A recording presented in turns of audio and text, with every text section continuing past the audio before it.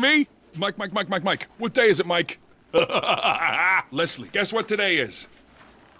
It's hump day. Woo-hoo! Hello, everyone. Retro Robbie here. And you know what today is? Yes, you do. You know what today is? We got another fun-filled episode of Retro Robbie's Wild Wednesday Baseball Card Mystery Packs. And today I just got one pack here from Ryan. Buy them all in at $58.24. And this is what he says. You will receive 10 vintage baseball cards from 1950 to 87. That's why I got this. This will include 5 Hall of Famers. Many of these packs will contain graded cards, autographed cards, limited edition cards, rookie cards, future Hall of Famers. I simply have too many cards. So we're going to hold Ryan and Virginia to the test. We're going to see if I got my money's worth. We're going to see there's vintage in here. One pack, $58. Let's go. I got my left-handed scissors here. For you left-handed freaks like me. Oh, there we go. Let's open this bad boy up and see what we get. So it looks like that one's probably going to be a graded card, and that's going to be our pack. So, here we go.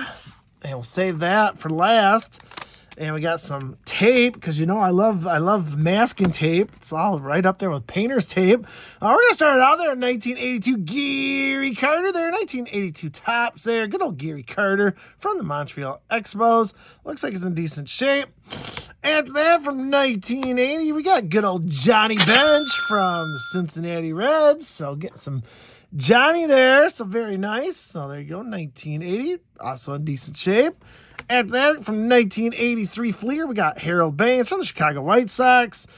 After that, looks like from 1975, we got the MVPs there. From 68, we got Denny McLain, and we got Bob Gibson there. That one looks like a little average condition, and it is from 75, so there you go. Up next, we got from 1987. Get some Kirby love. Get some Kirby. Deep left center, way back. There we go. After that, we got a very yellowy background there. We got good old Eddie Murray there from 1980 tops. So there we go. Get out of that icky yellow one there. There we go. Show it off there. Got to show Eddie Murray off there.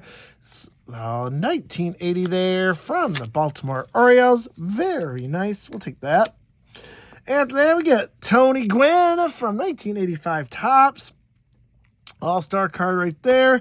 After that, we got another age card there, 1981. The batting leaders of George Brett and Bill Buckner. So there you go, 1981 there. After that, we get some Al Kaline. Well, there, 1975, last year of Al Kaline. So he joins the 3,000 hit club. So there you go, 1975 there. Looks like a little damage up there, but overall not too shabby there. I'll get some Al Kaline love. After that, we got from 1976, Bobby Bonds there from 1976 from the New York Yankees. And then we got Gary Gaetti from 1983, tops there from the Minnesota Twins.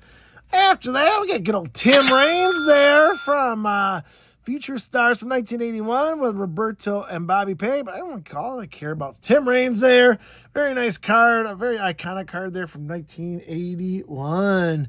After that, from 86 Leaf, we got good old Darryl Strawberry there from the New York Mets.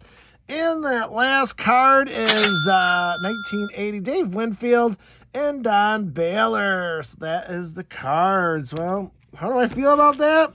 Well, 1950s a stretch, that's for sure.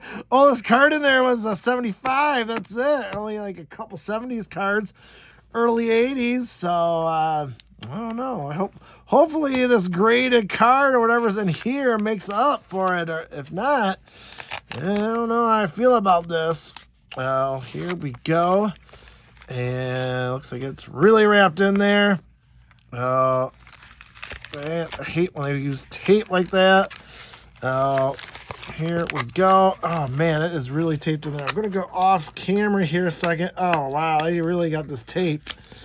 All right, there it is. I'll just flip it.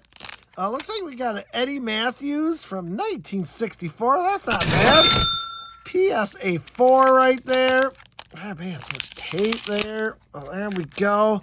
Getting a slab card there from PSA. Eddie Matthews, 1962 tops there. I do love my 62 tops. There you go. Getting a graded card there of Ed Matthews. There's the back low number card. I'll show the PSA price on that. So there you go. So that is it.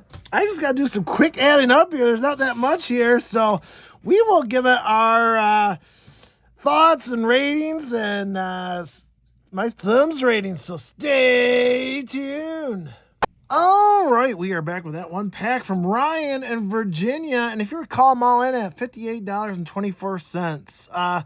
Very simple here. It was basically 15 cards, 14 and hard sleeves there, and a PSA card. So let's get into it. He did say what he promised. There were Hall of Famers. Now, not high-end Hall of Famers, I will say that. There's a lot of lower-end Hall of Famers, I would say. The best card of this lot here was this 1975 Al Kaline. Love Mr. Tiger himself. One of my favorite players. He has a PC collection of mine. Unfortunately, this is not in the best shape. When I went to look at it, it's been water damaged for sure. It's kind of warpy up on top. Not the best condition in the world, unfortunately, for that. When I looked at these a little closer, they weren't as good a shape as I would probably like them to be. But, I'm being fussy, I guess, today.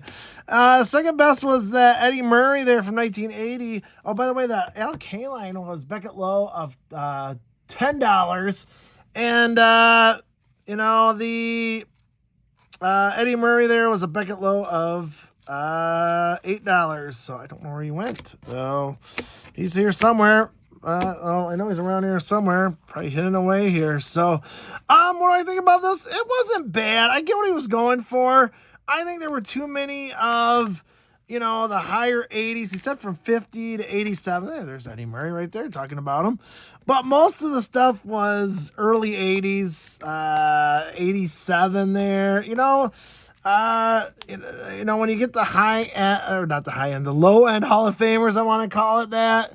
Especially when you get in the 80s, the value just isn't there. It's just not much value there. Just regular, above a little bit prices. There was a couple decent cards in there, but overall it was average. I just plain simple. Maybe could have given a little bit more oomph in these. It probably would have gone a lot better. But my hit, if you want to call it that, was this PSA 4 of Eddie Matthews. I looked on PSA. It didn't have a price because it only goes up to $5. But the average eBay sold price was about $15. It was ranging from 13 to 30. Depending on, I guess, how much you want your Eddie Matthews card. But nice card there. PSA 4. I would probably say that'd be about correct.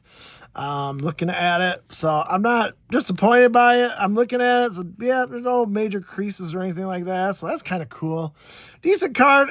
62. I love my 62s. It's a very nice card to have. I'm not complaining one single bit. So if you recall, I am all in at $58.24. Beckett Low for all this ended up being $40.34. I lost $17.90. How I feel about this? Again, I feel average. It could have given me a little more oomph. I get it. He's trying to make money. That's what it's all about sometimes, trying to make money. I get it. I just think if he would have added just a teeny bit more or some higher quality Hall of Famers instead of, Harold Baines, you know what I mean? Or 87 Kirby. I love my Kirbys, but 87, you're getting in junky area there. It's not worth that much at all. Probably a little bit more oomph, and I would have hit this out of the park. I don't know how I feel. When I looked at the higher end cards, they weren't in that great a condition. I feel average about this, and I think that's how I'm gonna rank it. You know how I rank stuff. I rank anything from 2 thumbs up, 2 thumbs down. I'm just gonna give it 0 thumbs. Borderline between 0 thumbs and 1 thumb. Like I said, if you just put a couple of more, just a little bit more, I think I would have liked this a lot more. But still wasn't bad. he said 50 to 87, but it's more falling in the 80 to 87 than it is from 79 earlier. I mean, I think there was only 4 cards that were from 79 or older. Oh, and including a Bobby Bonds, which isn't worth that much. So, again, I'm going to go with average here, but I want to know what you guys think. You disagree with me? Agree with me?